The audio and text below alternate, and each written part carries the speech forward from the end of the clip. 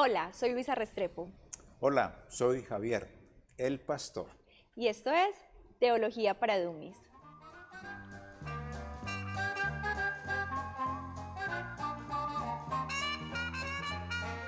Pastor, otra vez, qué maravilla poder estar Otra otra vez vez. juntos aquí, Así hablando de es. cosas tan lindas de la vida cotidiana aplicando la Biblia. No, y es muy bueno, muy interesante porque esto nos ayuda como a tener una teología práctica, a tener Sí, una teología que sea muy vivencial y que la gente la entienda y viva sin cargas, con un legalismo impresionante que se ha tejido en la teología evangélica. No, hay que trabajar esos aspectos para que la gente pueda vivir el cristianismo como debe de ser y precisamente es lo que estamos tratando acá, pero hay sí, preguntas y temas muy álgidos como los que vamos a tratar vamos a hoy. tratar, sí señora. Pastor, y sabe que me gusta mucho que esta teología es obviamente todo bíblico, basado en la Sí. Biblia, pero que la entiende la persona que tiene un léxico amplio de diccionario y la persona que somos comunes y corrientes, que Ujú. hablamos las mismas palabras todo el tiempo. Entonces, esa naturalidad de las palabras nos hace como tener la creencia más fresca y más práctica, más Sí, cotidiana. así es, y ese es el objetivo de nuestro espacio, así que metámonos en el asunto de una, a ver cómo nos va hoy. Hoy tenemos un asunto que yo sé que muchos nos vamos a identificar con ciertos puntos, porque vamos a estar de acuerdo, en desacuerdo, y siempre queremos que les quede claro algo. Esto no es algo personal ni para atacar a nadie, pero sí en el sentido de que son temas que vamos tratando en la cotidianidad del mundo normal, porque aquí estamos, Sí. pero que sí debemos tener una posición clara con respecto a cómo tenemos que vivenciarlo a través de la palabra de Dios. ¿Cómo hacemos para honrar a Dios con lo que hacemos y nuestra manera de irnos manejando? Ujú. Esa es la idea. Así. Entonces empecemos, esto es mitos 2, porque ya teníamos la primera parte y a partir de eso se vienen otro tipo de preguntas y en uno de esos mitos nos preguntan cómo enfrentamos de una manera saludable ante los ojos de Dios el tema del aborto. El tema del aborto. ¿Y es que usted cree que el aborto es un mito, Luisa? A ver, le No, pregunto. el mito es en el sentido de que hay una corriente cultural en cuanto al tema del aborto como tal, en el sentido de que hay personas que están a favor, otras en contra, unos dicen que si es vida, otros que no, porque es una célula en formación. Entonces el mito sale es como de esa parte cultural, no tanto de que el tema del aborto sea el mito, sino el tema cultural que se teje alrededor de esa circunstancia. Sí, bueno, pues sabemos, Luisa, que el mito es lo que es el fenómeno de real, fenómeno documentado, que lo hemos vivido en carne propia con muchas personas, que implica la terminación voluntaria precisamente del embarazo. Y eso es lo que estamos viviendo hasta en las iglesias cristianas, los que somos pro vida. Esta es una práctica médica que está ya regulada y aceptada en muchos países, en otros no. Entonces entramos entre esa parte de la moral y de la ética. Sí. Dos extremos impresionantes, pero que tenemos que enfrentarlos de todas maneras. Sí, a mí me parece controversial que a veces podamos hablar de un Dios de amor, pero yo no puedo manifestar el amor si no estoy vivo, Ajá. y al mismo tiempo tener la dualidad de no sentir que una vida hay que representarla en ese amor. Entiendo que muchas personas lo hacen por diferentes circunstancias. Sí. Hay cosas personales que no de juzgar, pero sí que llevaron de pronto a una persona a tomar una decisión determinada en ese momento de la vida. Pero realmente como pudiéramos verlo, si llega mi amiga y me dice, estoy en embarazo y yo estoy pensando seriamente en practicarme un aborto, ¿cómo puedo desde el amor de las escrituras que ella no se sienta juzgada, pero sí señalarle la verdad para que, por ejemplo, abrirle, por ejemplo, un poquito los ojos para tomar una buena decisión? Sí, digamos, casos nos han llegado así de esa manera, de personas que son creyentes y que han fallado en esa parte de la vida. Y uno en primera instancia, pues lo que dice es, tú no puedes quitarle la vida a esta personita que está en tu vientre. Y tiene que ser un consenso de papá y mamá también, ¿cierto? Sí. Ya pues si las circunstancias como las que avala la ley como tal para sí. estas circunstancias, ya sea por malformación, la vida de la madre, pues que esté allí en En peligro, un incesto, una violación, sí, que son las normas que permiten, aunque eso lo permita, creo que eso duele. Las entrañas creo que se le revuelven a uno. Uno siempre va en pro de la vida. Pues nosotros nunca aconsejamos que acabe con la vida de un ser humano. Dios es el autor de la vida, Él es el que determina cuándo nace uno, cuándo muere uno. Entonces siempre vamos en pro de la vida, a pesar de todas las circunstancias. Si en nuestro haber no está, y en el caso que usted está relacionando, sí. no está esa capacidad emocional, sentimental y espiritual, hay entidades ya de provida a las cuales uno las puede remitir, donde van a tener todos los elementos psicológicos, no digo espirituales, ¿cierto? Porque no sé si tendrán esas connotaciones. Hay entidades que son espirituales aquí en la ciudad de Medellín que también están enfocadas hacia esa directriz para evitar el aborto y que la persona siga en su proceso normal y que luego pues acepte la criatura. Es un proceso, pero la verdad es que desde la óptica bíblica nosotros no somos en contra de la vida, somos pro Pro vida, vida todo el tiempo y eso todo el es de tiempo, sí. resaltar súper bien. En esta época que estamos viviendo, tanto bombardeo de información, una palabra que se ha vuelto súper de moda que es el empoderamiento Sí, y en especial empoderamiento femenino. Hay un movimiento que es obviamente apoderado de esta parte y es lo que llamaríamos feminismo. feminismo, sí señor. ¿Cómo enfrentamos el feminismo desde una práctica sana? No lo debemos enfrentar, o sea, ¿qué hacer realmente con ese movimiento tan grande? Especialmente, pues lo digo como mujer, que uno se ve muy bombardeado por muchas cosas ya en instituciones, organizaciones, incluso el mismo entorno exige que tú tienes que ser ya una mujer empoderada y tienes que ser pues como super líder y ser mejor Sí. que, entonces hay como esa presión social silenciosa del empoderamiento femenino, entonces todo esto desde la parte feminista, ¿cómo debemos hacerlo de una manera sana? Esa es la pregunta en cuestión que yo creo que no se podrá resolver nunca, pero sí se pueden dar Por apreciaciones, supuesto. claro. Y digo no se podrán resolver nunca porque desde la óptica feminista siempre va a haber ese ideal. Y es interesante, ¿cierto? Porque esto no es ningún mito, aclaro, ¿cierto? El feminismo es un movimiento, como usted lo ha dicho, yo agregaría lo siguiente, social, político e ideológico, que busca la igualdad de géneros o de género entre hombre y mujer en todos los aspectos de la vida, incluyendo lo que son derechos legales, oportunidades laborales, acceso a la educación, autonomía reproductiva y la eliminación de la violencia de género, que está hoy con tanta fuerza. Por supuesto. Pero a la final también yo veo esto bien en este sentido. Claro. Pero cuando yo empiezo a analizar el asunto, yo veo que esto es una guerra de poderes. ¿Usted se acuerda de ese programa de guerra de sexos? Sí, Algo sí, sí, parecido, sí. guerra de poderes, lo pudiéramos decir acá.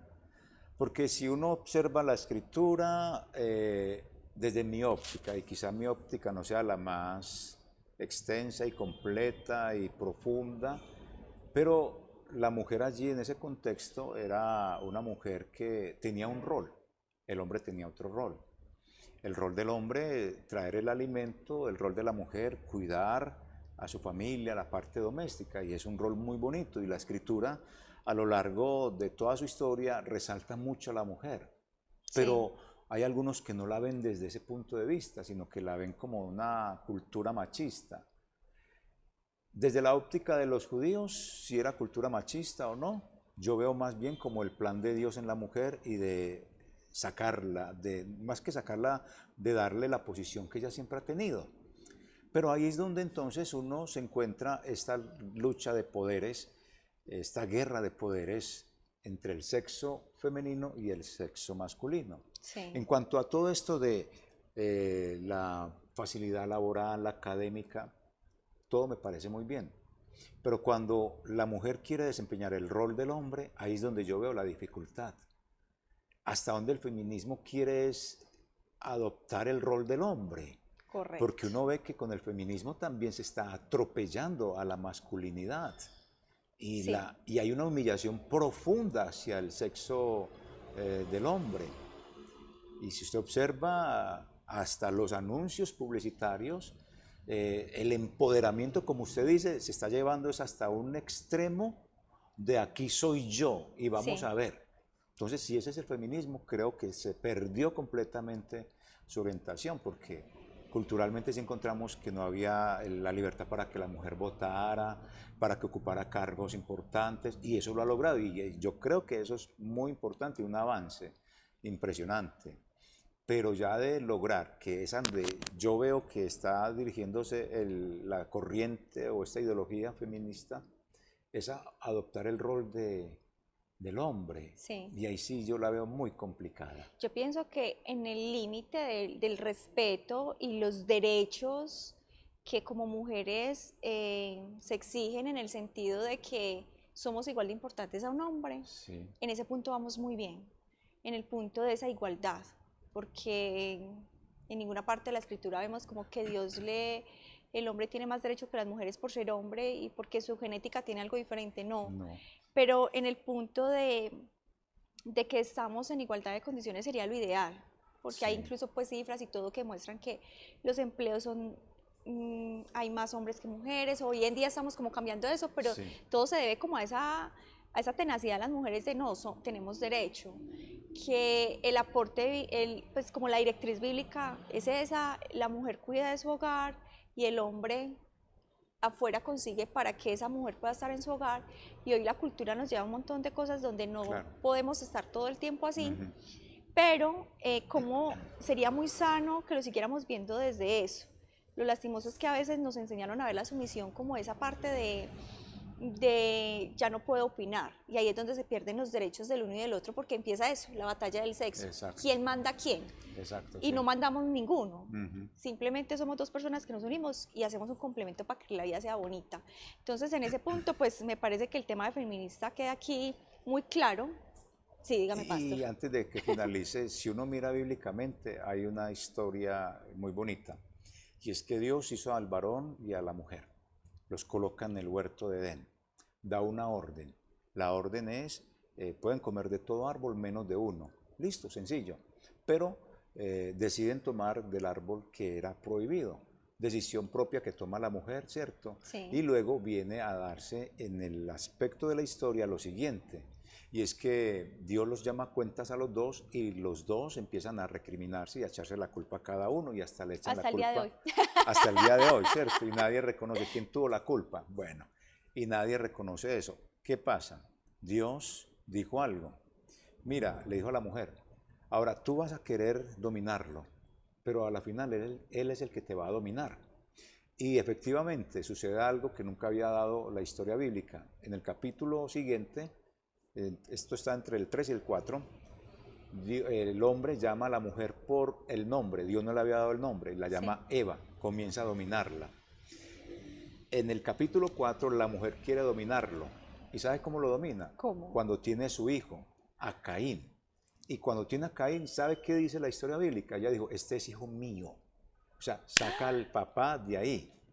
Todavía En el pasa. contexto gramatical se entiende que ella dijo, no, es que este hijo mío es mío y no es suyo. Y si usted trae esto a colación hoy en día, cualquier mujer le puede decir a su esposo, no, es que este hijo es mío, usted no sabe si es suyo o qué, ¿cierto? Sí, sí, uno escucha esas cosas, sí. Exacto, entonces en ese punto se muestra cómo ella quiere, ¿cierto? Eso es un asunto teológico que viene dándose ya precisamente a raíz de esa desobediencia o desacato de esa palabra del Señor. Pero en la historia bíblica, cuando se ve a la mujer que no puede enseñar, que se relaciona también estos datos, hay algunos que se van hacia una explicación, pero fanática y extrema, que es que la mujer no puede ser pastora, que la mujer no puede liderar. No, no, no, ahí no está tratando ese asunto. Ahí está tratando un asunto y es de analfabetismo. Pues el analfabetismo existía en ese momento de una manera impresionante. no tenía la cultura que tenían algunos varones, porque no todos, para poder enseñar la palabra o explicarla. Entonces formaba un alboroto y algarabía que Pablo recomienda. No, eso háblenlo en la casa. Y en ninguna parte de la escritura la Biblia nos enseña que pueden o no pueden liderar. No, es que hay ejemplos claros de mujeres liderando muchos procesos, pero hay unos que dicen no, que no puede hacerlo. No, la escritura deja claro el proceso de la mujer. Y la mujer por parte de Dios es exaltada, por parte del hombre es exaltada en muchos aspectos, pero desde nuestra cultura occidental, que es tan machista, se pegan de estos asunticos. Sí. Y, por ejemplo, hay las feministas, entonces cogen todo eso para empoderarse. Sí. Pero yo pienso que ellas sí deben de direccionar eso, que no es para tener el rol del varón, porque Dios sí fue instituido como sacerdote y como autoridad. Antes estaban en igual de situación, ¿cierto? Sí. La sumisión viene a darse para no decir ella que es que Él me manda y yo tengo que obedecer sin opinar. No, se está dando es porque debe de existir alguien para pedirle cuentas y se las da al varón como sacerdote. Un varón consagrado al Señor, por inercia, su mujer le obedece, como la iglesia que por inercia le obedece a Cristo porque Él se dio por amor a ella. El varón que se da por amor a la mujer en todo, dialogando y practicando cosas que agraden a los dos, eso va a ser por inercia prácticamente que la mujer se sujete. Y ahí está una relación que es bíblica. Entonces no es que esté perdiendo el rol de la mujer siempre va a ser el de mujer, el del hombre, pero si el feminismo apunta a eso, a que yo quiero asumir el rol del hombre, se fregó.